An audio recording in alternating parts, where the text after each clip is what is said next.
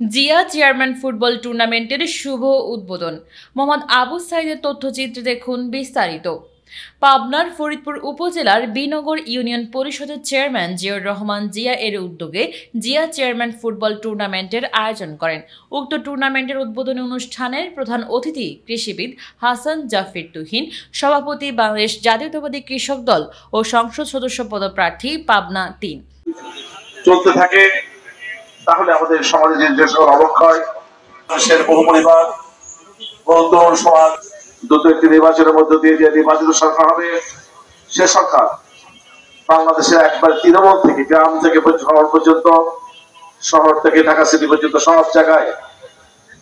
সকল খেলোয়াড়দের সাথে নিয়ে খেলার আয়োজন করবে। বিশেষ অতিথি জনাব মোহাম্মদ জহুরুল ইসলাম বকুল, সাবেক সভাপতি উপজেলা বিএনপি ও সাবেক উপজেলা চেয়ারম্যান ফরিদপুর উপজেলা,